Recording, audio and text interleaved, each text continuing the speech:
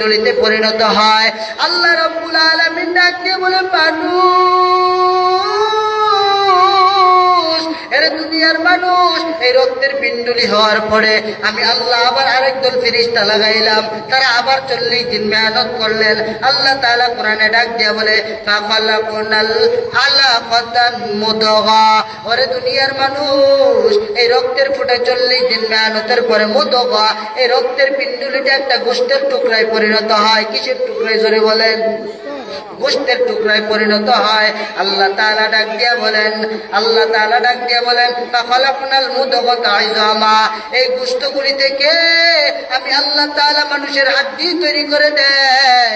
এই গোশতগুলি থেকে হাত তৈরি করি, এই গোশত থেকে আমি আল্লাহ তাআলা হাড্ডির উপরে তার পাও তৈরি করি, তার নাকের জায়গায় নাক দেয়, চোখের জায়গায় চোখ দিয়া, মুখের জায়গায় মুখ দিয়া, পায়ের জায়গায় পাও দিয়া, দেহের জায়গাটাকে আল্লাহ তাআলা খুব সুন্দর করে 3.5 হাত জোড়া দিয়া আল্লাহ অনেক সুন্দর করে বডি সাজায়া দিলেন।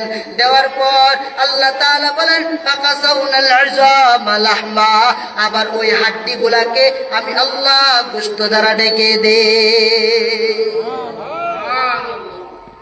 কত মায়া করে বানাইছে রে গোলাম, এখনো পর্যন্ত তুমি নিজেকে চিনতে পারলা না। আল্লাহ তাআলা ডাক দিয়ে, তুই গোলাম, একটু ভালো করে নিজের মনটাকে বুঝাও, কে সে রব, কে সে আমার মালিক, যিনি তোমাকে আমাকে এত মায়া করে বানাইছে, মার করবে। তোমার আমার কোনো অস্তিত্ব ছিল না, এই অস্তিত্ব দান করেছেন কে? জোরে বলেন। আরো জোরে আল্লাহর নামটা নেওয়া যায় না?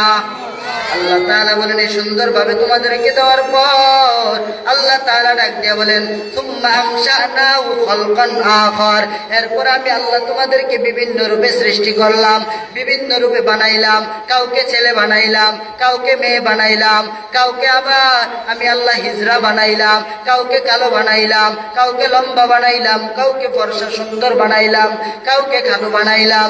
এর নবীর উম্মতের দল, আমার দয়ার রব কত মায়া করে বানাইছেন। আল্লাহ বলেন, জানো আমি আল্লাহ এত মায়া করে বানাইবার পর আমি আল্লাহ তোমার কাছে বাড়ি চাই নাই, আমি আল্লাহ তোমার কাছে গাড়ি চাই নাই। এ বান্দা, দুনিয়াতে আইসা টাকাওয়ালা হইয়া, টাকার মালিক হইয়া দুনিয়ার জমিন থেকে আমি আল্লাহকে টাকা দিবা না, না, আমি আল্লাহ তোমাকে টাকার কথা বলি নাই, আমি আল্লাহ তোমার ধন সম্পদের কথা বলি নাই, আমি আল্লাহ তাআলা তোমার বেশি বেশি সন্তানের মালিক হইবা সেটার কথাও আমি আল্লাহ বলি নাই। আল্লাহ বলেন, ইয়া আইয়ুহাল্লাযীনা আমানু লা তুলহিকুম আমওয়ালুকুম ওয়ালা আওলাদুকুম আন যিকরিল্লাহ, ও দুনিয়ার মানুষ, মুমিনের দল, সাবধান হয়ে যাও। এর দুনিয়ার মানুষ, দুনিয়ার মাল এবং ধন সম্পদ, সন্তান সন্ততি যেন তোমাদেরকে আমি আল্লাহর স্মরণ জিকির থেকে যেন ফিরায়া না দেয়, আমি আল্লাহর মহব্বত থেকে যেন ফিরায়া না দেয়, আমি আল্লাহর ভালোবাসা থেকে যেন ফিরায়া না দেয়। ওরে গোলাম, আমি আল্লাহ তোমাদেরকে বড় মায়া আর দয়া করে বানাইছি। আল্লাহ তাআলা বলেন, এইভাবে বানাইবার পর এই 40 দিন মেহনত করার পরে তুমি আর বান্দা, তুমি আর আমি যখন আমার গর্ভে জন্ম হয়ে গেলাম, তখন আল্লাহ তাআলা বলেন, তোমার আর আমার প্রাণ ছিল? প্রাণ ছিল? প্রাণ যে ছিল না তার প্রমাণ কি? প্রমাণের দরকার আছে না নাই? আল্লাহ তাআলা সূরাতুল বাকারার 28 নম্বর আয়াতের মধ্যে আল্লাহ তাআলা ডাক দিয়া বলেন, কাইফা তাকফুরুনা বিল্লাহি ওয়া কুনতুম আমওয়াতান ফাহইয়াকুম সুম্মা ইউমীতুকুম সুম্মা ইউহয়ীকুম সুম্মা ইলাইহি তুরজাউন। আল্লাহ তাআলা ডাক দিয়া বলেন, কাইফা তাকফুরুনা বিল্লাহ, এর গোলাম, কোন জিনিস তোমাদেরকে আমি আল্লাহ থেকে বিমুখ করায়া দিল? কোন জিনিস তোমাদেরকে আমি আল্লাহ থেকে ফিরায়া দিল? কাইফা তাকফুরুনা বিল্লাহ ওয়া কুনতুম আমওয়াতা, বরংস তোমরা ছিলা মৃত। কে বলছেন? আল্লাহ বলছেন তুমি আর আমি মৃত ছিলাম। ও দুনিয়ার মানুষ, আল্লাহ বলেন তুমি আর আমি মৃত ছিলাম, তুমি আর আমি জীবিত ছিলাম না। আল্লাহ তাআলা বলেন বুঝাইতে ওইটাই চান। মার গর্ভে হাত বানাইলাম, মার গর্ভে পাও বানাইলাম, মার গর্ভে দেহ সৃষ্টি করলাম, এখনো পর্যন্ত তুমি জীবিত হইতে পারি না, এখনো পর্যন্ত জীবিত হইতে পারি নাই। আল্লাহ তাআলা বলেন ফাকা ফিহি, যে আমি আল্লাহ একটা ফুঁক দিলাম, কুদরতি ফুঁক। এই কুদরতি ফুঁক দেওয়ার পরে তোমার ভিতরে রূহ নামক জীবটা প্রবেশ করলো। এরপরে রূহ গেল, রূহ যাওয়ার পর আল্লাহ বলেন ফাকুনতুম আমওয়াতান, তোমরা মৃত ছিলা, ফাআহইয়াকুম, আমি আল্লাহ তোমাদেরকে তারপর জীবিত করলাম। সুবহানাল্লাহ বলেন। আল্লাহ তাআলা বলেন তারপরে তোমরা জীবিত হইলা, হওয়ার পর সুম্মা ইউমিতুকুম, অতঃপর তোমরা আবার মৃত্যুবরণ করবা, আবার মরা লাগবে। মানুষ বুঝ নাই, ফজরের সময় মুয়াজ্জিনটাকে হাইয়া আলাস সালাহ নাকটাই না বেঈমান ঘুমায়, আছে না নাই? লজ্জা করে না যে মালিকের দেওয়া তো নিয়ামত পাওয়ার পর খানা খাইতেছ, মালিকের দেওয়া নিয়ামত, হাত পাও সুস্থ, চলতেছ ফিরতেছ, দুনিয়ার জমিনে চলতেছ, এর বেঈমান লজ্জা লাগে না? ফজরের জামাতে গিয়ে হাজির হইতে পারো না? লজ্জা লাগে না? কোন মালিকের কাছে গিয়া জবাব দিবেন? কি জবাবের রাস্তা আসেনি? আফসোস। আল্লাহ সবাইকে হেদায়েত দান করে বলে আমি, আল্লাহ সবাইকে নামাজি বানায় দেন বলেন আমি। আল্লাহ বলেন মার গর্বে এত সুন্দর করে শীতাতপ নিয়ন্ত্রিত ঘর, যে ঘরে এসিও লাগে না, হিটারও লাগে না। লাগছে না আমার আর আপনার মার গর্বে হিটার আর এসি?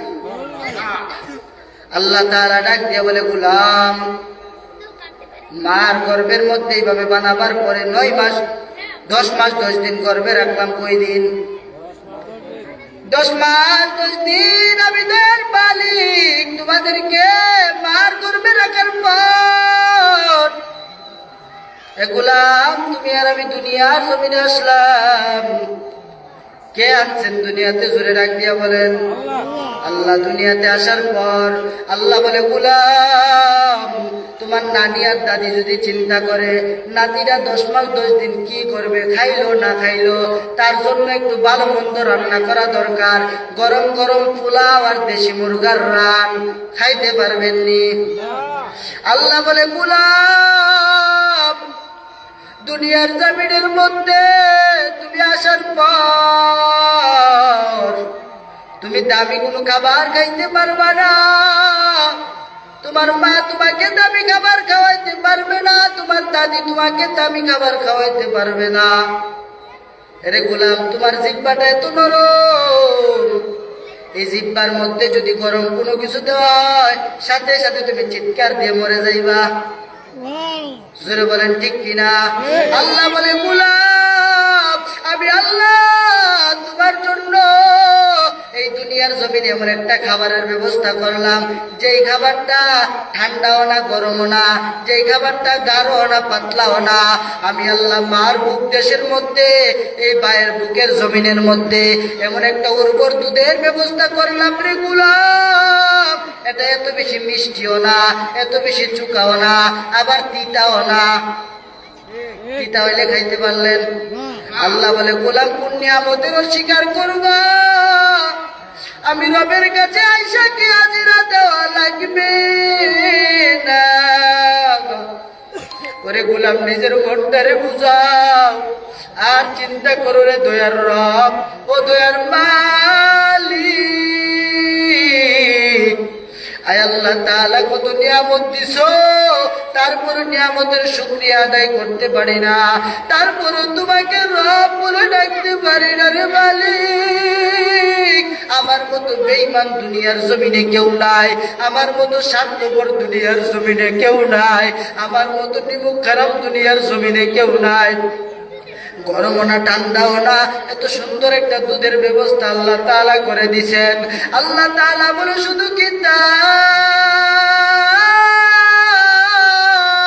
এর গোলাপ ভালো করে বুঝাইয়া প্রশ্ন করো, তুমি যখন ছোটবেলায় চিৎকার মারতা, তোমার মা রান্না করে বসা কিংবা তোমার মা কোনো কাজের মধ্যে ব্যস্ত, তুমি যখন চিৎকার মারতা তোমার কখন পায়খানা হবে, তোমার চিৎকার আওয়াজে দুনিয়ার কেউ বুঝে না, তোমার চিৎকারের আওয়াজে দুনিয়ার কেউ টের পায় না। কিন্তু তোমার চিৎকারের আওয়াজ যখন দিতা, জনম দুঃখিনী তোমার আবার মা টের পাইতো তোমার এখন পেটে ব্যথা, জনম দুঃখিনী মা সে টের পাইতো তোমার এখন খাবারের দরকার, জনম দুঃখিনী মা সে টের পাইতো তোমার এখন পায়খানার দরকার।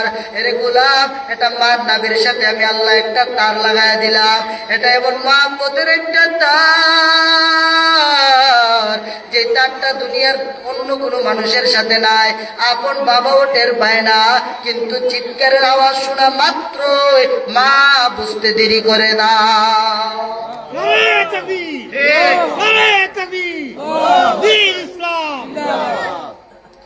আল্লাহ তাআলা আরো ডাক দিয়া বলে, গোলাম দুনিয়াতে আস্তে আস্তে করে বড় হইলা, বড় হওয়ার পর আমি আল্লাহ তোমাকে কত সুন্দর সুন্দর ভাবে দুনিয়ার নাজ নিয়ামত দিলাম, আস্তে আস্তে হাঁটতে পারো, আস্তে আস্তে কথা বলতে পারো, তোমার আমার কথা শিখাইলেন, তিনার নাম কি জোরে বলেন? রবের নামটা আরো জোরে ডাক দিয়া বলেন আল্লাহ, আরো জোরে ডাক দেন বলেন আল্লাহ। আল্লাহ তাআলা ডাক দিয়া বলেন, আর রহমান আল্লামাল কুরআন খালাকাল ইনসান আল্লামাহুল বায়ান। আমি আল্লাহ তোমাদেরকে কথা শিখাইছি, আমি আল্লাহ তোমাদেরকে বয়ান শিখাইছি, আমি আল্লাহ তোমাদেরকে কথা শিখাইলাম। এরে গোলাম, তারপরও কি আমি মালিকের বলবা? এত সুন্দর করে বানাইয়া আমি আল্লাহ তোমাদেরকে তিনটা উপাধি দিলাম, কয়টা জোরে বলেন? আরো আসতে বলেন, কয়টা? শুনবেন নি তিনটা কি? আল্লাহ তাআলা ডাক দিয়া কই তিনটা উপাধি দিলাম। একটা উপাধি হলো সূরাতুল বানি ইসরাইলের ৭০ নম্বর আয়াতের এক অংশে আল্লাহ বলেন, ওয়ালাকাদ কাররামনা বানি আদম। জোরে বলেন আল্লাহু আকবার। আল্লাহ তাআলা বলেন, ওয়ালাকাদ কাররামনা বানি আদম। এক নম্বর সম্মান আমি আল্লাহ তোমাদেরকে দিলাম, শ্রেষ্ঠত্বের সম্মান। তোমরা দুনিয়াতে আমি আল্লাহ মানুষ বানাইলাম, তাদেরকে প্রথম যে ক্যাটাগরি দান করলাম সেটা হলো মানুষ হলো সৃষ্টির শ্রেষ্ঠ। মানুষ কি? এক নম্বরে মানুষ সৃষ্টির শ্রেষ্ঠ। আমাদের চাইতে শ্রেষ্ঠ জিনেরা না, আমাদের চাইতে শ্রেষ্ঠ ফেরেশতারা না, আমাদের চাইতে শ্রেষ্ঠ কোনো মাখলুকাত না, আমাদের চাইতে শ্রেষ্ঠ কোনো দুনিয়ার প্রাণীরা না, আমাদের চাইতে শ্রেষ্ঠ দুনিয়ার জমিনে কেউ না। আল্লাহ বলেন, সৃষ্টির শ্রেষ্ঠ তোমাদেরকে বানাইলাম, একমাত্র শ্রেষ্ঠত্বের মর্যাদা তোমাদেরকে দান করলাম। আল্লাহ তাআলা ২ নম্বর যে উপাধি আল্লাহ দান করেছেন, আল্লাহ তাআলা ২ নম্বর ডাক দিয়া বলেন, সূরাতুন নিসার ২৮ নম্বর আয়াতের এক অংশে আল্লাহ তাআলা ডাক দিয়া বলেন, ওয়া খুলিকাল ইনসানু দাঈফা। ২ নম্বর আমি আল্লাহ তোমাদেরকে দুর্বল করে বানাইছি। কি করে?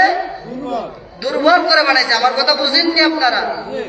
আল্লাহ ১ নম্বর শ্রেষ্ঠ করে বানাইলেন, ২ নম্বর আল্লাহ বলেন আমি রব তোমাদেরকে দুর্বল করে বানাইছি। কি করে? দুর্বল করে বানাইছি। কেন দুর্বল করে বানাইলেন? কারণ দেখবেন মাঝে মধ্যে বাচ্চারা করে দুষ্টামি করে, বাবাই ধমক দেয় না, মায় ধমক দেয় না। বলে কেন ধমক দেও না? বলে ধমক না দেওয়ার কারণ, একমাত্র কারণ সে বাচ্চাটা দুর্বল, তাকে ধমক দিয়া কি লাভ? ওই বাচ্চাটা তো সে তো বুঝে নাই, না বুঝে অন্যায় করে ফেলেছে, এই জন্য সে দুর্বল, তাকে ধমক দিতে চায় না। অথচ আমার দয়ার মালিক আমার আল্লাহ তাআলা ডাক দিয়া বলেন, এরে বান্দা, তোমাদেরকে আমি আল্লাহ দুর্বল করে বানাইলাম, তোমাদেরকে আমি আল্লাহ দুর্বল করে পাঠাইলাম। কেন দুর্বল করে পাঠাইছি ভালো করে শুনে নাও। একমাত্র কারণ হলো, রে গোলাম, তুমি দুর্বল যখন অন্যায় করবা আমি আল্লাহ বলবো আমার বান্দা দুর্বল, তুমি গুনাহ করবা আমি আল্লাহ বলবো আমার বান্দা দুর্বল। তুমি গুনাহ করতে করতে ২০ বছর কাটায়, ৩০ বছর কাটায় দিলা, ৪০ বছর কাটায় দিলা, ৫০ বছর কাটায় দিলা, গুনাহ করতেছো, তারপর আমার আল্লাহ ডাক দিয়া বলে, ও গোলাম, এই বান্দাটা হলো দুর্বল, এই দুর্বল দুর্বল বান্দা আল্লাহর মায়া লাগে যখন বান্দা গুনার কথাগুলি বুঝার পর যখন বান্দাটা মালিকের দরবারে গিয়ে ডাক দিয়া বলে আল্লাহ জীবনে অনেক অন্যায় করে ফেলেছি রে মালিক, আয় আল্লাহ আমাকে আপনি মাফ করে দেন। আল্লাহ বলে আমার বান্দা বড় দুর্বল, এই দুর্বল বান্দাকে আমি আল্লাহ মাফ করে দিলাম। দুর্বল করে আল্লাহ বানাইছেন। আল্লাহ তাআলা বলেন 3 নম্বর ক্যাটাগরি। কই নম্বর জোরে বলেন? এই 3 নম্বর ক্যাটাগরিটা বয়ান করতে গিয়া আমি একটা ঘটনা বলবো, ছোট্ট একটা ঘটনা শুনবেন নি। এই ঘটনাটা হলো আমাদের সবার ইমামে আজম আবু হানিফা নাম শুনছেন নি? কারা কারা নামটার সাথে পরিচিত হাত উঠান। ইমামে আজম আবু হানিফা রহমাতুল্লাহি আলাইহি, ইমামে আজম আবু হানিফা উনার নাম ছিল নুমান ইবনে সাবিত। ওই ইমামে আজম আবু হানিফা রহমাতুল্লাহি আলাইহি ওই বান্দাটা যখন আল্লাহর গোলাম, আল্লাহর ইমামে আজম, সমস্ত মানুষের ইমাম, বড় ইমাম, যখন তিনি রাস্তা দিয়ে চলতেছেন, মাদ্রাসায় পড়াকালীন ছোট্ট বাচ্চা 8 থেকে 9 বছর রাস্তা দিয়ে যায়, তাকায় দেখে কুরাই চাচা, ওই চাচা রাস্তার পাশে বয়া কান্দে। ডাক দিয়ে বলে চাচা কান্নার কারণ কি, কেন কান্না করে? ওই বুড়া চাচাই ডাক দিয়ে বলে বাতিজা আমার, তুমি আমার কান্নার কারণ বুঝবা না।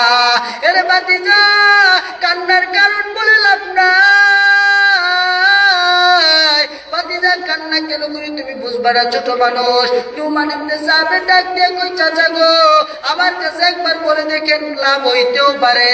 ও চাচা আমার কেন কান্না করেন, কান্নার কারণটা আমাকে একবার শোনায় দেন। বাতিজাই কথা বারবার বলার পর ডাক দিয়ে বলো বাতিজা আমার, ও তোমার উস্তাদেরাই তো এই কথার কোন সমাধান দিতে পারে নাই, তোমার উস্তাদেরাই তো এই কথার সমাধান আমাকে দিতে পারে নাই, তুমি কিভাবে এই কথার সমাধান আমাকে দিবা বলো? বলে একবার বলেন, তারপরে দেখেন আমি বাতিজা সমাধান দিতে পারি কিনা পারি না। সুবহানাল্লাহ বলেন। নুমান ইবনে সাবিত জোরাজুরি করার পর ওই চাচাই ডাক দিয়ে বলে বাতিজা আমার, আজকে রাতের অন্ধকার গভীর,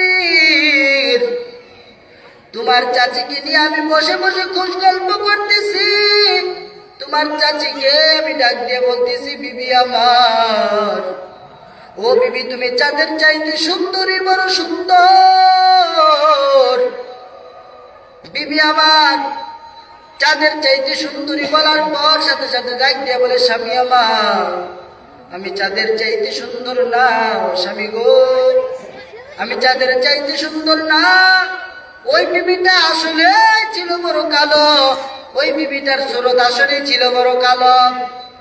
এবার বারবার স্বামী ডাক দিয়ে কই বিবি আবার ভালো করে শুনে নাও, ও বিবি তুমি চাঁদের চাইতে যদি সুন্দর না হও, আল্লাহর শপথ করে বলি বিবি রে, চাঁদের চাইতে যদি সুন্দর না হও বিবি তুমি তালাক। বিবি কি? আরো জোরে বলেন। চাঁদের চাইতে সুন্দর না হইলে তালাক। এবার বিবিকে যখন তালাক শোনায় দিল,